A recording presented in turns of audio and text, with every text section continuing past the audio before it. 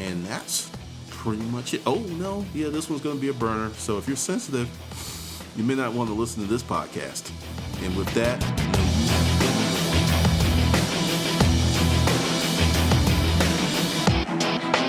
hey, this is Glendon with another episode of the American Hustler Podcast.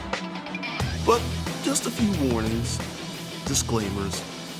If you are not accustomed to hearing the word fuck, if you're a sensitive little rabbit that shudders in the wind of a harsh comment, you may not want to listen. But if you're willing to make forward progress in your life, if you're willing to look deep inside whoever you are, you might just like this. You just might. Just saying. Just saying. And with that, let's go ahead and kick it.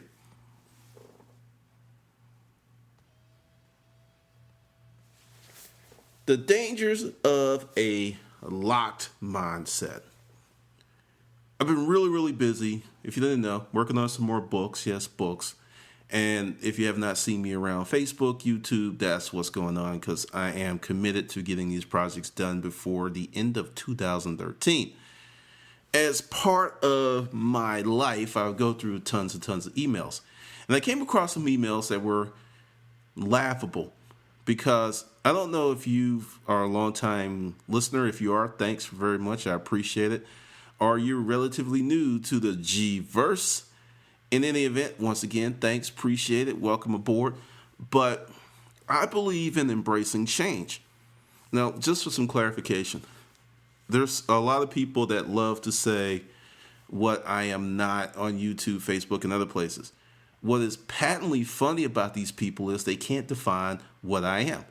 Now, what's really funny about this is I put it on YouTube every time I put out a video. I am a hustler. I am a staunch opportunist. And with that, I seize opportunities and benefit from them. That's what I do. It is not limited to picking or storage auctions. And really, I have put that really behind me. Only reason that I pick or get stuff is it's an addiction, okay? Just to be unvarnished, it's an addiction. But there's other ways. And just to give you a little deeper understanding,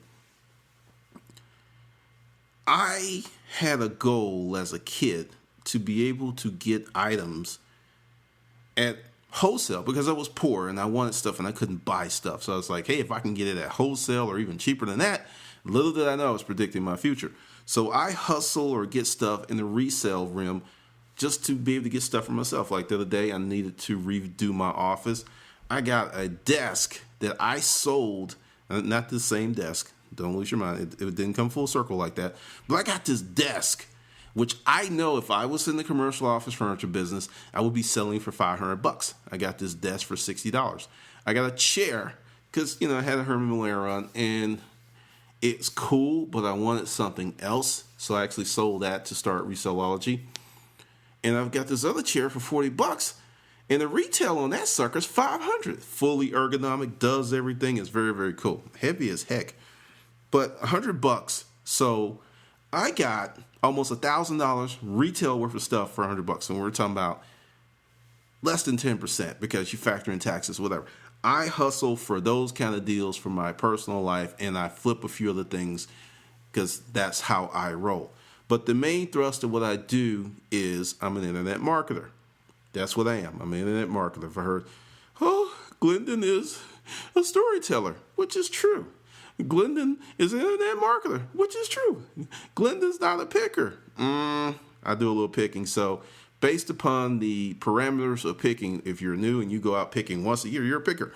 So I am a lot of things. I am officially no longer a storage auction buyer. I don't buy storage auction units because of the time involved, and I like what I do. I'll tell you, I like my life now. I love it. I'm not even going to lie to you. And this is the better way. I put out in a video years ago that I gave up what I was making in the storage auction business to make more money later on. And that's what I see in the next 5 years because, see, this is the thing about the disruptive economy. I have always kept my ear in the tech world. I've always read Inc. magazine. If you don't have a subscription, get a subscription. It's cheaper. It's like $10 a year. You get 10 copies. And Fast Company is another one to get a subscription to. And I'm always reading this stuff, whether I'm doing it or not. There are many people who have, and this is where I come in with the locked mindset. If it does not serve my immediate need, I have no use for it.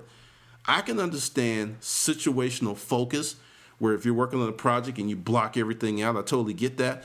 But if you're just working, and many resellers are like that, it's like, hey, I'm just a picker forever and ever and ever, and I'm not going to do anything else. And I'm thinking, really? So you have locked down your life. You're not doing anything else. And you're just going to pick. So if an opportunity comes up where you could triple your income, you're going to go, I'm not going to do that because I'm a picker and I love picking. Bullshit. Fuck you. Why are you lying to me? You can lie to yourself, but you can't lie to me, because if better opportunities come your way, you are going to jump on them like a pretty chick that spread her legs on a bed and said, come to me, daddy. Whatever. Stop lying. The deal is, there are many people who are, for a lack of a better word, have no orientation of life. They have no code of ethics. They have nothing. They're just kind of a reactionary type person. And many of these people have a locked mindset because they hold on to certain beliefs, whether they serve them or not. So it gives them a basis to form a reaction. Notice I said a reaction, not a thought. Now, this is one of the biggest dangers of a locked mindset. You could actually miss something very good, wonderful, awesome, over the top, out of this world, because you refuse to mentally shift. And I'll look at it because, I'll share with you one of the emails, and I'm not going to read it because it's too long. But, hey, Glendon, I got into storage auctions because of you, and, I'm a little disappointed that you are not in the storage auction business anymore. It's like, your information was great a few years ago, but now, it's kind of like all over the net, and just blah, blah, blah, blah, blah, blah, blah.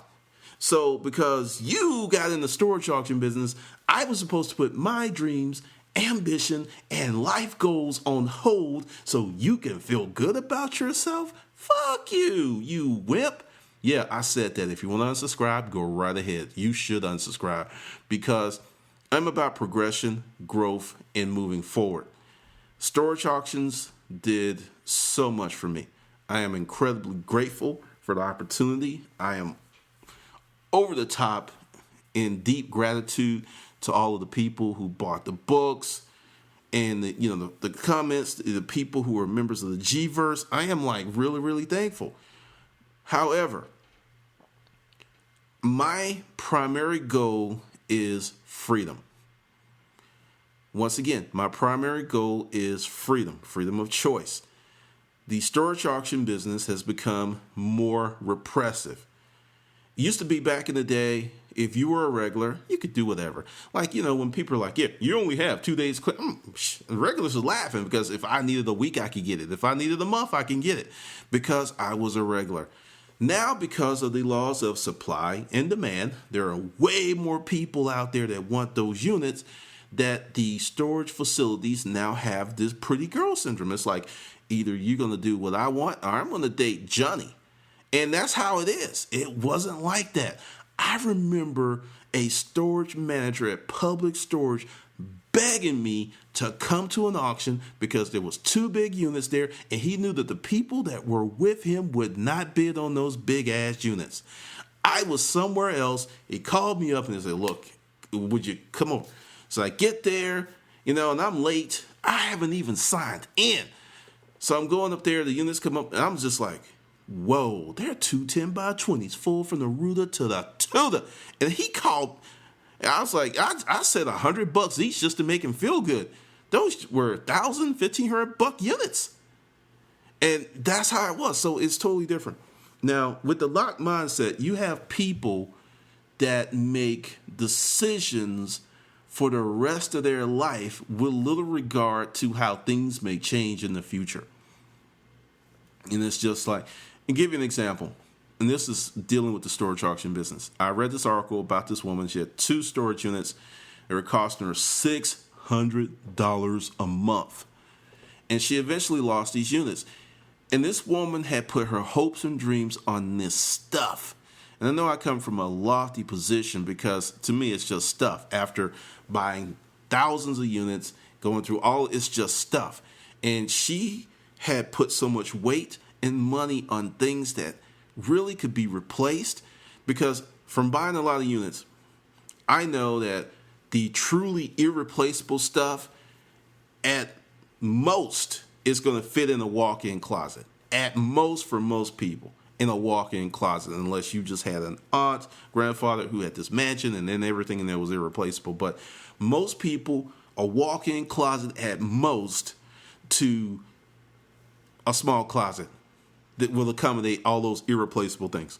And, you know, she was holding on versus letting go, selling the stuff, because this went on for 3 years, $600 a month. She spent $18,000 holding on to stuff. That's the danger of the locked mindset, because for many years I used to go, why did these people keep renting this stuff? Because them, and a lot of times what they paid in rent or their rental contracts for any unit, and then you can find out how long they had the unit, and a lot of times they paid way more money than what the stuff was worth. They actually paid 2, 3, 4, 5 times over for the same stuff when you really look at it from a dollar to nickel standpoint. And that comes from that locked mindset.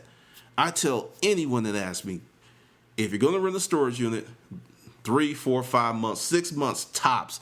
If you're going out of the country, you're in the military, that's like a whole different ball of wax. But that's not the typical situation. Don't sell it. If you don't need it, sell it. Do not hold on to it. Don't hold on to it. I'm not talking about, grandma's dress and little Amy's going to grow up and she's going to wear it at her wedding. You can actually put that in some plastic, steam it, hang it up in the closet, and it takes up not even an inch of square space.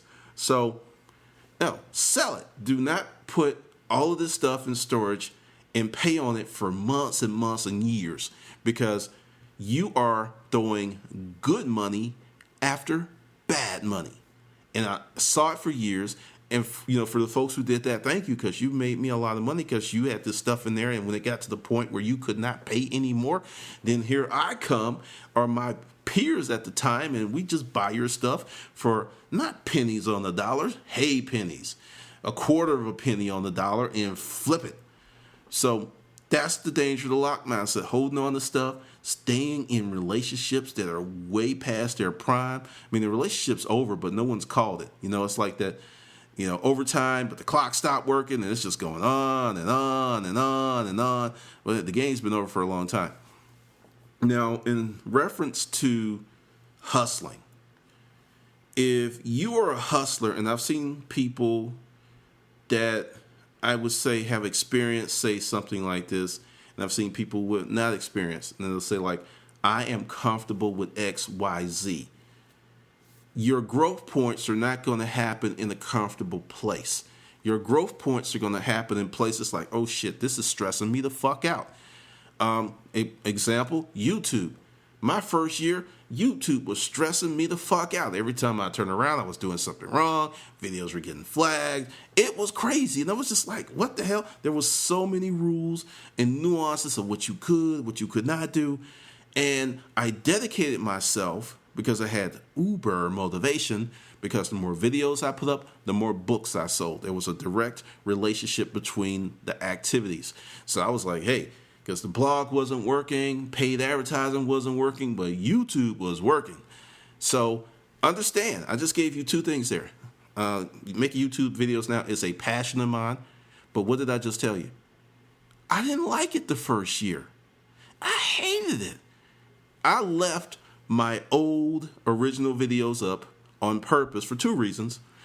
Number 1, I can look back and see what an idiot I was. I was like, man, you didn't have lights on. You didn't have a mic. You were using this cheap-ass camera. And I can laugh at it because it shows the journey of where I was to where I am going. Notice not where I've arrived because I'm still going. I'm still trying to make this thing better. And see, when you have that lock mindset, it's like, if it can't be perfect the first time, I'm not going to do it. I'm not going to do it. I'm not going to do it. Oh, no, I'm not going to do it because I may look stupid or embarrass myself. And people may point and laugh. And I'm too much of a weak ass bitch to deal with that. I'd rather act like shit's fine and be suffering on the inside and no one know. I mean, that's how people are. And another reason, just to any of you YouTubers, if you have videos up and they're getting some traction, do not delete them because this is how YouTube works. Older videos that get constant views get ranked higher. So you can slice off half your views by getting rid of older videos because you don't want to look at them anymore. Yeah, and cut your money on AdSense. Maybe be nickels, maybe dollars. But hey, why lose money when you don't have to? Now, with that, the whole YouTube thing, it's a wonderful experience. Go through the process. You will learn a lot because I was willing to weather that storm. It created a new income stream for me because I help people do videos and podcasts. I didn't hate that stuff. Go to the comfort zone and then let the air out that bitch, tear the walls down, and start living in an uncomfortable zone. That's where success happens. That's where growth happens. Because when you have this locked mindset, it's just, well, that's the way it is, and that's the way it's going to be, and it's never going to change. For all practical purposes, you are now dead. You're mentally dead. There's a tombstone on your forehead saying, born on such and such date, and the minute that you stop taking chances, the minute you develop this locked mindset is the day that your ass died. And there are people this happens to in their 30s. There are people it happens to in their 40s, 50s, 60s. And then there are other folks such as myself. It's never happened. I still do stuff. The other day I was in a store. Yeah, I know I'm tripping going to the store. And there was a skateboard on the floor, and I got on that bitch. And I can still ride a skateboard. I was like, and this lady in the aisle looked at me like, what is wrong with you? I mean, disapproval was written all over her face. And I just gave her the Hawaiian, aloha sign and just went around the corner on the skateboard. I was like, dang, I can still ride the skateboard. Oh, for those of you that know, yes, I used to do the skateboard, used to do the tricks, flip over and everything. And I even used to break dance. But when I went from being 5'7", because I had two growth spurts, when I went from 5'7" to 5'9", and then I went from 5'9" to 6'1", that stuff just became a trip. It was like my whole center of gravity. And if you notice this, most break dancer, gymnasts, they're like 5'7" or under 5'9". There's a reason. Center of gravity is more compact, limbs are shorter. It's easier to do those moves. Because if you see the breakthroughs, especially those guys that do cartwheels, I used to be able to do a cartwheel. And I got too tall, that shit went out the window. But it makes a difference. But when you're in the possession of a locked mindset, you're pretty much saying no to life. Because one of the things that I have found out, and I'm really beginning to appreciate more and more, is not having a locked mindset prepares you for the rigors of the new economy, which is steeped in change. I read a statement today. Disrupt or be disrupted. Those are your two choices. That's it. There is no, unless you're fantastically wealthy, you don't even have to be fantastically wealthy. Say you got a net worth of 6-7 mil and you can live off the interest. You don't have to play this game. But that's what's going on in the world right now. That's what's going on. Another thing with the locked mindset, and it cracks me up, is people want you to stay where you are in life. It's one thing is an individual, you make the decision, and it could be a passive decision or it could be an active decision where you're just like, I'm not going to grow anymore as a person. That's all well and cool. I believe in free will, freedom of choice. That's what you want to do. That's what you want to do. I have a problem, as evidence in the emails that I got, that you want me to be stagnant also. It's not bad enough that you're like pond algae, just laying there in the sun, shimmering in your blue-green self, but you want me to come to the pond and be algae with you.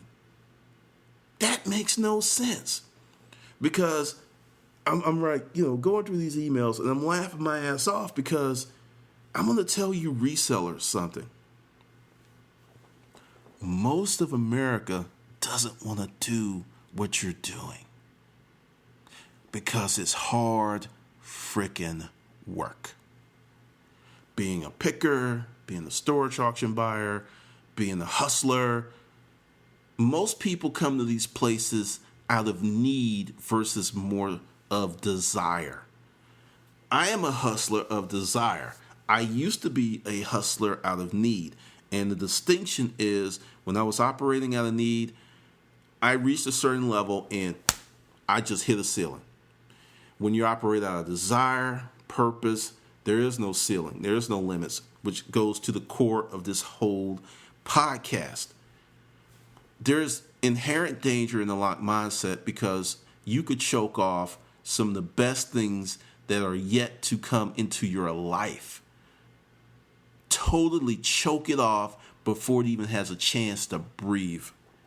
And I have friends that are going through that right now. And it's like, because someone said this to me a few weeks ago, well, because, you're such an age, you should act this way. No, I should not. As a fully evolved person, I can act any way that I want that doesn't break the law or infringe on the rights of others. Because once again, not only do I believe in free will and freedom of choice for you, I embrace it in my life also. And that's one of the things, because I look at it, and I told a friend this, and some people may be insulted, but this is how I feel. That if I had stayed in Alabama, I would probably be around 450 pounds and one of the most repressed, narrow-minded people that I know. Because there was a lot of good in Alabama, a lot of good values, but sometimes people just adopt a certain mindset, and I don't care how much evidence comes contrary after the point, they're just not going to change their minds. It's just like, it's almost like concrete that's set. And the only way to break that is to actually get a jackhammer and chip it up. That was one of my jobs when I was a scrub. I'm telling you, a jackhammer will break your ass down. It's just, first it's 100 and something pounds, but all that all day long, man, you get home, you are broke down. But I'm grateful for the experience, because during my scrub phase, when I was going from homeless to living in a boarding house to moving up to another house, moving up, like the Jeffersons, moving on up, it exposed me to a tremendous amount of experiences in a very short period of time. And when I talk about the dangers of the locked mindset, I am not impervious to what a mind fuck that is, because I thought I was losing my mind. I was like doing this job. I was working at the temp agency. I might in 1 week work 5 different kind of jobs. And it was just like, I just felt unsettled. I just felt like my world had no stability.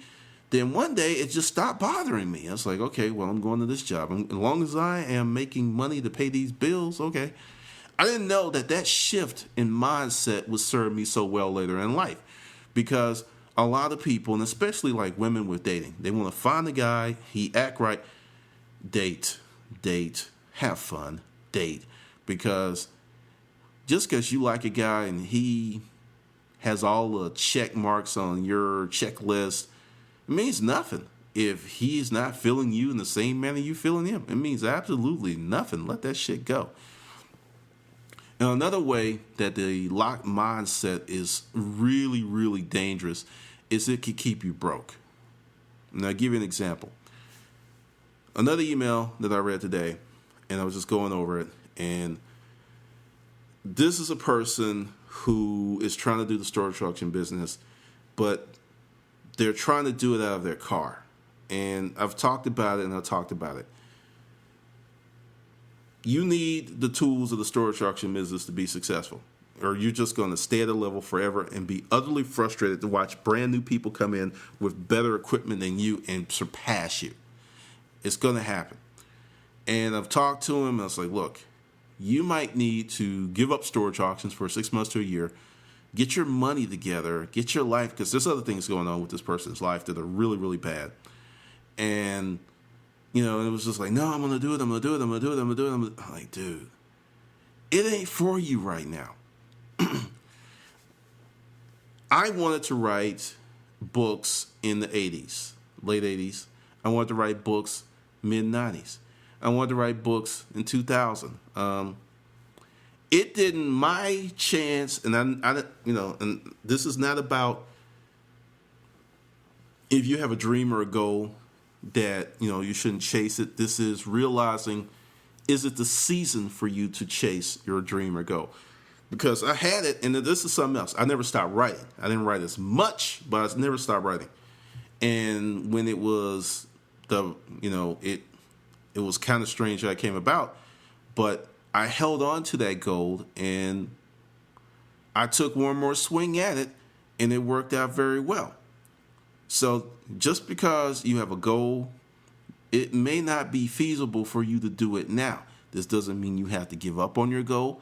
It means you may have to downgrade it. You may have to backtrack. Instead of doing your goal at 100%, you only can do it at 5%. And I will tell you, as my experience of writing books, it will work out if you're diligent and honest. Because the first thing you have to do is clean up stuff in your personal life. That's one of the biggest barriers to people chasing dreams. Personal life, finances. Personal life, number 1 and 2. A kid who lives at home with mom and dad has more freedom to start a business than a guy who is 38 years old with a wife and 2.8 kids and 3.5 dogs and a boat and a motorcycle, just capital intensively loaded. I mean, you can't take a day off unless it's a PTO. That's not the prime example or prime way to start a business. You're better off if you're like flat broke with no expenses. You have the freedom to pursue, and you have the freedom to make mistakes and not be so pressed that if this money isn't in by the 4th, oh Lord, there's going to be some terrible consequences. You don't want to be there. You don't want to be there. Other ways that the lock mindset that are super damaging is you could go mad. You have people that don't know how to dream new dreams. I talked about this before. You know, my goal was go to the military, stay 3 years, get the GI Bill, work out, and then try to walk on to the University of Alabama football team. Mother got sick, was legally blind for 3 years, and that was the sole source of income. I'm not going to sit here and go happy. I was pissed. I was like, damn. But it was my family, and I just couldn't leave them hanging. But I had to push my dream off to the side. And there was other things, because I learned how to dream new dreams. And people are like, well, you know, people don't know how to do. You know what? I am sick of the excuses. If you know how to breathe, you know how to think, you can make changes in your mental makeup. I'm not saying it's going to be easy. I'm saying it can be done. So I had that dream. Then I was in the military. It's like I was going to start this big old conglomerate business. That didn't work out. And I really, really pushed it and failed and failed and failed. And in an odd way, that dream came to be also, but on a different level. So what I'm saying to you is you have to be malleable to life. Don't have to give up on your dreams. You can get what you want, but if you have what I call the Nazi control mindset, like there was this movie years ago, Tommy Davidson and the guy that used to be on the Cosby Show. He was the husband that was in the Navy. I forget his name, but they did this movie, and this Tommy Davis was saying she was one of those military bitches, left, right, talking about fucking, and she would tell you how to hit it and this, everything. That is another dangerous way to be, that you must control All of this, you got to control when they walked in the room, how fast they walked, what color. I mean, that type of locked mindset is suffocating to anybody with a spirit. And you have people like that. I've worked for people like that, and it's just like, oh, I got to get out of here, because that's a lot of fear.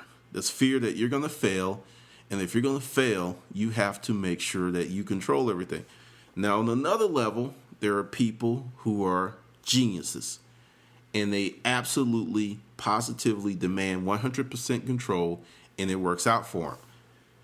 Two different levels, but those people are rare. Those people are rare, because if you're just an average person and you're trying to micromanage every aspect of your life, you're going to drive yourself crazy, and you're going to drive people away.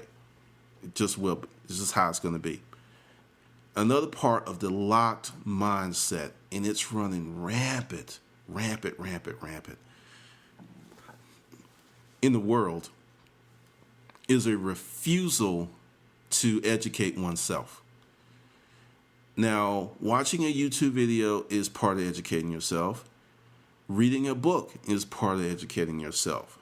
But real education happens when you create the lab, when you actually get started, go out there and make mistakes.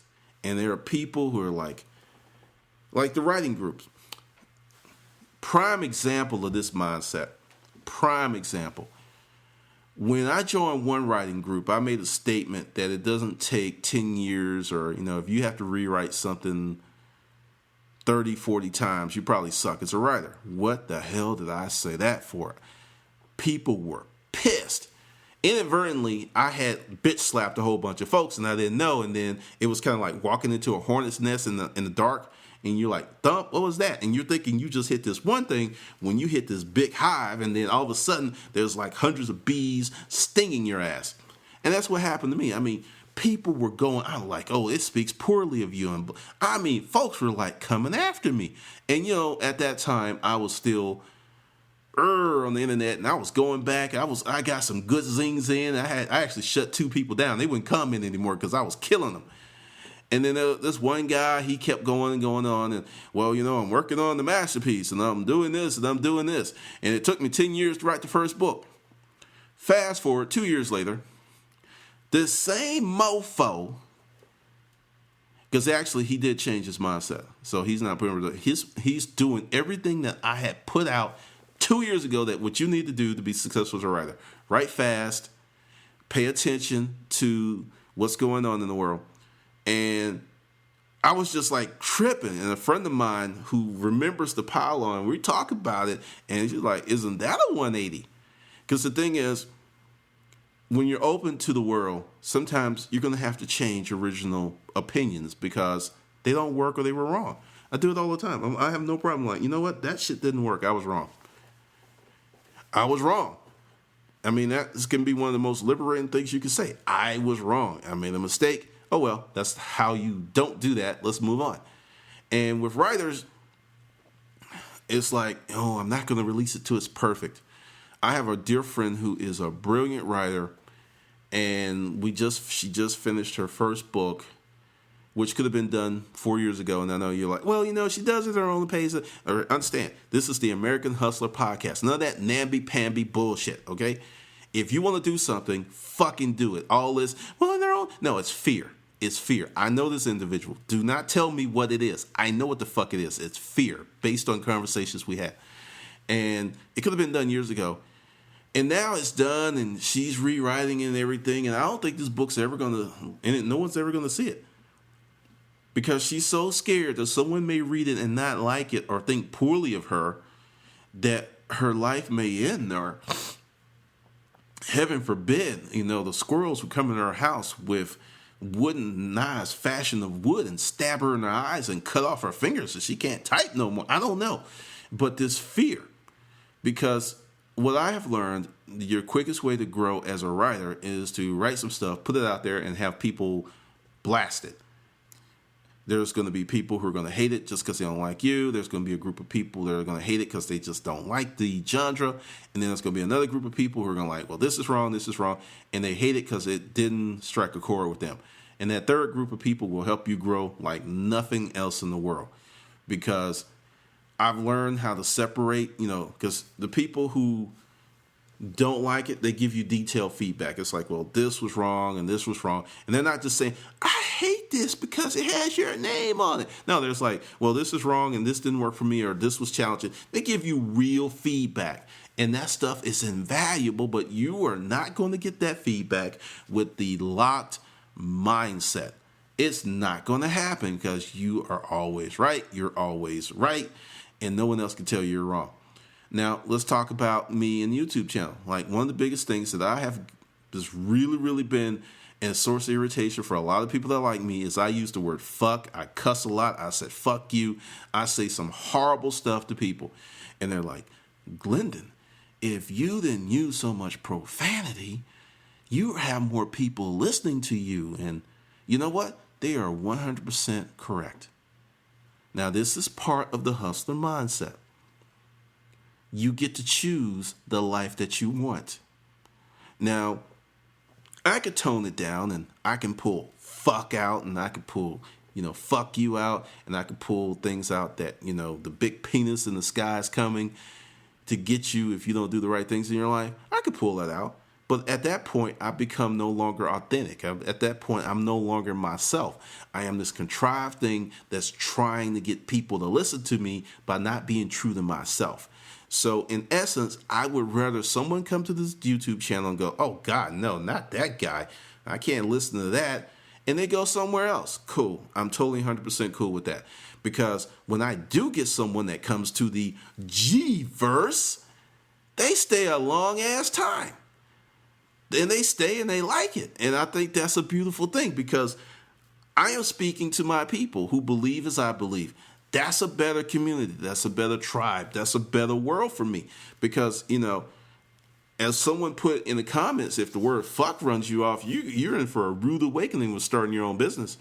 You're going to want to use that word when you are in your space and the fire marshal's there and the building inspector's there, and you got to make a $2,000, $3,000, $4,000, $5,000 change to satisfy the requirements of code to get your damn business license. You will not be going, okay. No, you might be going, fuck you. You may not say it to them. You might be in your car, fuck, as you go to the bar to get that stiff drink with no ice, No, just shit, give me the bottle because it's been one of those kind of days. You might start using some of those choice words because at that point, your life has become real. It's very easy to say I would do X, Y, Z in a situation than being in that situation. And no, that did not happen to me, but it happened to a good friend of mine. I was there and it was not a happy day. So that's the whole thing about the hustler mindset. Being who you are attracts people who like it. And I'm not for everybody. I'm not fit for human consumption all the time. And that's a really cool thing because if you can embrace your flaws and you can embrace certain things, other people will too. But as long as you're putting on this face, this facade, I wasn't going to speak on it, but the conversations kind of go this way. There's a few people on YouTube who want to be bigger than they really are, and they're doing all kind of crazy stuff that's actually going converse to what they want to achieve. These folks, they don't like me, which is cool. No one's going to like. And they actually are going out saying, hey, don't listen to Glendon. But this is the thing that's so wild about it. The more that they tell people not to listen to me, the more subscribers I get. I've had a lot of consults from people who used to watch these people because they're like, what the hell? So that's another part of the locked mindset. When you get locked in on something and you start to be absorbed by hate, because see, you're not absorbing the hate. The hate has absorbed you and the hate is controlling you to the point that you lose objectivity. Because if these folks knew that they're making me more money, they're giving me more clients, they may just kill themselves. And that's one of the things that I learned because when I came on YouTube, I was still in storage auction aggressive mode and people say stuff to me and I say something back to them. And I had to let that go because I'm like, okay, this is a different medium. This isn't the storage auction world. What was working there is not going to work here. Actually, it's going to drive people away. And a lot more people. Like I said, the profanity, not going anywhere. Only way, because this channel is going to stay super, super raw because that's how it started and that's how it's just going to go. The new channel, The Disruptive Ninja, is a totally different thing and it's a totally different world. It will be a little cleaner, but not much. It'll be a little cleaner. The fuck word will make it over there too. But that's just me. And, if anything, I'm an example that you can build a business, you can sell products, and you can be yourself.